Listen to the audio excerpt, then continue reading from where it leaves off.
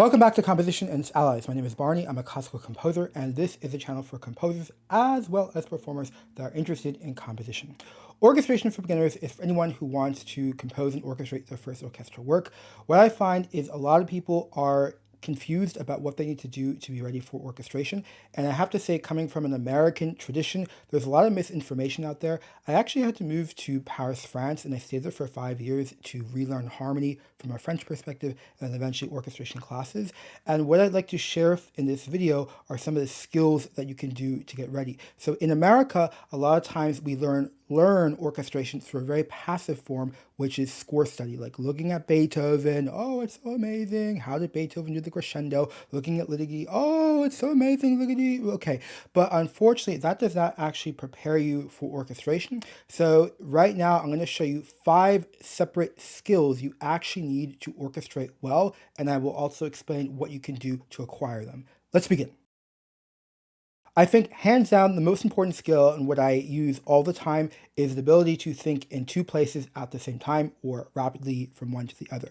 So in this video I did about a year ago on this channel, how to orchestrate chords, I talked about in the French method of orchestration of the tradition, they emphasize that chaque groupe doit sonner bon, so each group needs to sound excellent. So the strings should sound excellent, the woodwinds, and likewise the brass, but then all together they have to sound excellent. So you have 2 different perspectives. So in this example, I would have had to make sure the strings sound really good, and then I would have had to integrate another group, or somehow in French you say mélange, do all at once, but nevertheless you have to be thinking about these 2 parts. Of course, when it comes to Debussy, we see orchestration where if you just look at one group, it will sound too fragile, but that's an exception, not the norm.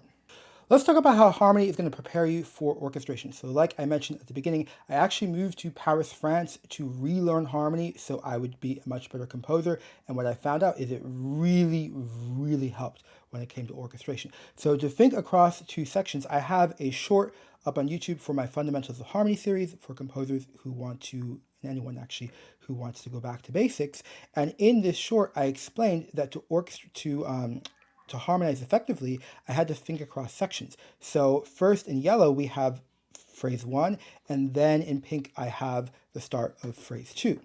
If we look a little bit further, I showed you that if I were to think just about phrase 1 and then realize phrase 2 as 2 independent acts, notice it gets parallel fifths. Now, of course, in your own piece, you can have as much parallel fifths as you want. I even have it in my own symphony. Help us in the way for orchestra, but within the harmony tradition, you're not allowed for reasons we can't get into. So because I'm not allowed to have these parallels, I had to think across these sections, get that done first, and then get the other parts. But the reason we do, hundreds of harmony exercises, several years of harmony, is so that when we get to orchestration, this skill set is just supernatural, and I can focus on the bigger issues. The next skill I want to talk about is filling in the gaps. So again, if you're doing a passive study, like looking at these great master composers and how they orchestrated, you're not going to be prepared to actually do the actual work because you have to be able to fill in the gaps. There is acoustical reality. This is sound frequency. This is almost like science when it comes to music. So look at this example from the tutorial I released last full year ago now. You'll see that in the woodwinds, I have a gap. So I have the bassoons, and then I have the woodwinds, upper 3 woodwinds, and there's quite a distance. So that needs to be filled in because the music is going to, in French, say trop vide, okay? It's going to feel empty and thin. There's no story you can tell me about how great, it's not going to be well balanced, okay? In addition, notice the strings as well. I have this gap that had to be filled in. So there's these gaps within the sections that have to be filled in, but also look with the woodwinds that we don't have any space, any other instrument to fill in the gap. So you're going to have to think about what other groups are going to fill in those gaps. So it goes back to the first skill, which is being able to think in 2 places at the same time. Now let's talk about how harmony is going to prepare you for orchestration. So like I previously mentioned, I had to move to France to get that proper training, like a French perspective where you're building above and below. And even after 1 year of just intensive training, it was so much easier to orchestrate. So something you got to be able to do is fill in those gaps. So notice in this first example, I have a tight spacing between the upper 3 voices, but really large distance to the bass between bass and tenor. So then in a subsequent example, I had to respace that chord and redistribute those chords, so fill in those gaps so it wasn't so egregious for the ear. Now you're going to be doing this on a regular basis if you do harmony exercises multiple times in the same exercise, hundreds of exercises, at least dozens, I hope, okay? But the reason you're doing this is so that when you go to orchestrate, it's just automatic, and you can focus on the really difficult parts of orchestration.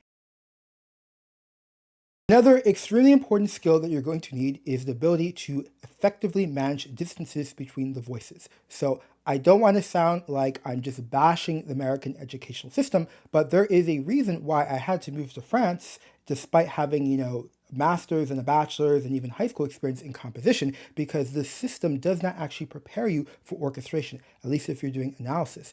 So notice here that we have the woodwinds, okay? And I have to set the ambitus, that's the distance between the outer voices. So I have to choose, where is the flute one going to be? Which partial is it going to be? It's going to be the F above, is it going to A natural? So here, clearly I chose that C. From there, or maybe even before, I have to decide the lowest note of the bassoon. Okay, here I chose that F, and then I'm going to have to manage those voices. Not only that, there's also the micro distances. So the distance from the clarinet to the highest flute, that has to be managed. So if you are studying orchestration, but you're not actually dealing with this issue, you will not be prepared for orchestration. Let's talk about how harmony prepares you for orchestration. So notice on the screen, we have a tenor that is too far from the bass.